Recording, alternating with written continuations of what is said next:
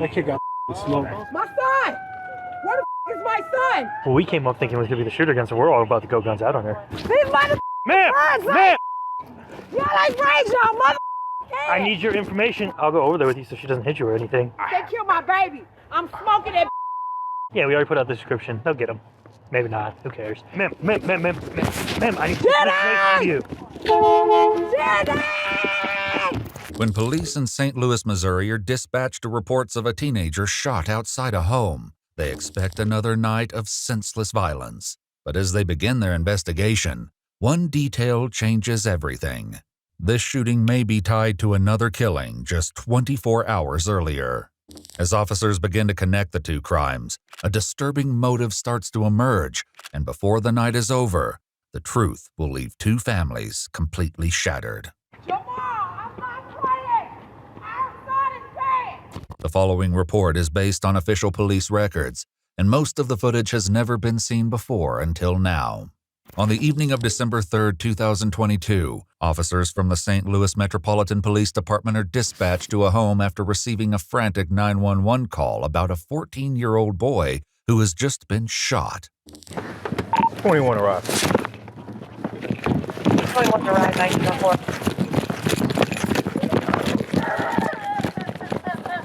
Where's he at? Where's he at? He gone. I got a baby right there. All right, go. 6 to 1. 621. You'll push them back.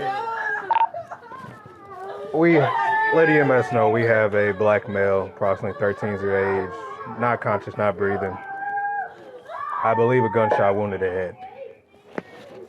That's clear. Is the scene secure? Scene is secure. No, he's dead. Huh? He's dead. He's right there on the porch. He dead. Yeah, he's gone. It's a kid. Yeah. The victim is later identified as 14-year-old Jacob Ashford, who was pronounced dead at the scene due to multiple gunshot wounds. As his fate is relayed over the radio, the weight of the situation begins to set in. Let EMS know we have a black male, approximately 13 years of age, not conscious, not breathing. Oh, we got a homicide. I believe a gunshot wounded to the head. Oh. Back at the scene, more officers are arriving and taking their first look. But for them, this is just another call on an already violent night. Okay, yeah, he's right here on the porch. The kid's here or the shooter? Shooter's gone. Kid's down. Kid's gone. He's right here. Kid's right here. He's gone. Got a bullet right there. I already called everything out. EMS and everything. Okay, great. You guys already got a shooting, right? You've already gotten two. I'll take it. I'll take this. No, it's okay. They already gave it to me on the radio. It's fine. No, I'll that's take it. all. No, that's all Are right. you guys gonna take it? Well, we're gonna have to go to homicide anyway. Yeah, exactly. Yeah, you're okay. With two shootings already behind them, this scene marks their third of the night and their second homicide. However, they are unprepared for the chaos that is about to erupt. Hey, what the hell? You said kill my baby? My son! Where the is my son? Who killed my son? Jenny! Ma'am, I need information from you. Jenny! Ma'am, you gotta get your car out of the street. Move that car, Lord! Move that car! Ma'am, Jenny! ma'am, do you have a driver's license on you? My baby. Ma'am, Where my I can't let you go up baby there. is? My baby up there. Ma'am, That's I my need, baby. ma'am, I need your Lizelle street ID. killed my son. Lizelle killed Ma'am, my son. ma'am, Lizelle killed my son. Lizelle, I'm smoking everything. ma'am. Smoking everything.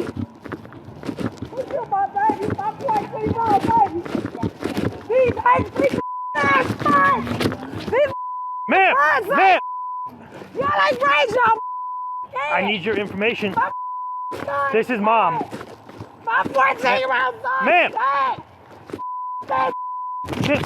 Ma'am, Sir, don't tell me how to feel. This is my I'm not baby. telling you how to feel. I'm not asking you to come This is down. my I just baby. need to get some information from you. I need your name. Trina Hicks. This distraught woman is Jacob's mother, Trina Hicks. Through her screams of grief and fury, she names someone she believes is responsible for her son's death. But before the officer can ask anything more, she storms off. That pole to that pole. Miss Hicks. All this blocked off. Miss Everybody just step back. Everybody step back over here. Miss Hicks. Let's step over here. Let's step over here. Okay, this is my house. I get it, but it's an active investigation, ma'am. And I'm being respectful, but right now, we need to hear your keys. I told him don't stay over here. These ain't even right like this, right? I understand. But it's not. But we gotta let the officers do their work right now. This unidentified woman is a relative of Jacob's family, and he was visiting her home when everything unfolded. But as the night continues, officers will soon realize that her connection to this incident runs far deeper than it seems. One of them killed my baby, and I promise you that Lizelle did that. They just said Lizelle did that. It's gonna go down. Ma'am, I don't. Y'all know that right now. Ain't no other way around it. They killed my baby. I'm smoking that. Both women point to one name, Lizelle Davis, as the man responsible. But who is he, and what led him here tonight? For now, officers continue to secure the crime scene and try to piece together what really happened on that porch. Do we know why he decided to shoot this young man? How? I'm sorry, my friend, he was downtown doing a car yesterday. Yeah. Someone else shot. Right. And that was, what was it, Lizelle relationship to the guy who shot yesterday? That was the son got killed yesterday. Yeah. Okay. Yeah. It's not related. All right. Witnesses inside the residence suggest that this shooting is connected to another incident from the day before. At this point, officers have few details, but they've gathered that Jacob was allegedly with another teenager during an attempted car theft the day prior. In the process, that teenager was shot and killed. Now, as officers work to piece together the truth, they turn their attention to the scene itself, searching for physical evidence that could tie everything together. I feel like there should be a lot more casings. I only found 2 set casings and then those 3 rounds. So a gun probably jammed and he was ejected. Yeah. Investigators soon arrive to take over the case as officers begin collecting the most critical pieces of evidence. Spent bullet casings and ejected rounds litter the ground near Jacob's body, along with his phone and a cigar butt. A closer inspection reveals the brutal extent of his injuries, multiple gunshot wounds to his chest, neck, and head. Investigators continue documenting the scene, while Jacob's mother is left to relay the news to his father. One of these killed my baby. They said it was his daddy. Jamal, I'm not playing. Our son is dead. While officers work the scene, the weight of the violence begins to settle in, but not everyone is focused on the killing. Among the responding officers, quiet conversations begin to stir. Speculation, theories, and offhand remarks fill the air as they try to make sense of what just happened. But then that's the other young man that was shot. There's too many moving parts of this. I'm actually surprised a bigger crowd hasn't formed yet. The mom act like she don't care. If that's my son, I've been trying to run across the tape. I had the exact same thought. I'm very surprised. She had jumper cable a minute ago. I'm more concerned about dead car battery than her son. It's very strange. I was just saying, the mama ain't crying or doing nothing. She acting a fool. She said ain't nobody got control over the kids, but she told her son to stop coming over here. So who sound like they don't have control over their kids? Right. If you told your son not to keep coming over here, But he keep coming over here. and now he dead. Man, that's crazy. Yeah, that's crazy. Did you see the body? Yeah, I saw the body. Damn, I was trying to hide it from you. I know you were, but I was nosy. But now I'm sad. Yeah, that's like, gonna stick with you. Although Jacob was pronounced dead at the scene, emergency medical services still responded to assess the situation. And as they stood with officers, they couldn't help but recall something they had witnessed on the way, something that, in hindsight, was a clear sign of the situation waiting for them. Has mom been notified? Yeah. She knew before we got here. She rolled up like a minute after we did. She was like flying in front of us. Yeah, I know. And then she tried to run around. We're trying to get her car moved. You got that? Yeah, well, I heard you. Yeah. As soon as we rolled up, Mom rolled up, so I was trying to deal with her. Oh, okay, so we were coming from an accident on National Bridge and Taylor, and so we turn on the Union, we're flying down the Union doing like 60, and Mom's in the oncoming lane doing 90 past us. Yeah, and I'm like, that's gotta be someone's parent. And sure, came swerving in here. I was like, it is. Well, we came up thinking it was gonna be the shooter gun, so we're all about to go guns out on her. Well, she just rolls up, starts, and just jumps out yelling like, "What the?" I know, it's mom. I get it once we found out who she was, but we didn't know any shooter info at the time. Back near the barricade, an officer approaches the unidentified woman once more, pressing her for the details she claimed to know, unaware that her next words will reveal a chilling motive. All I can tell you, y'all look the man name up in the system here, pull up Lizelle Davis. He look like a crackhead. Okay. How old is he?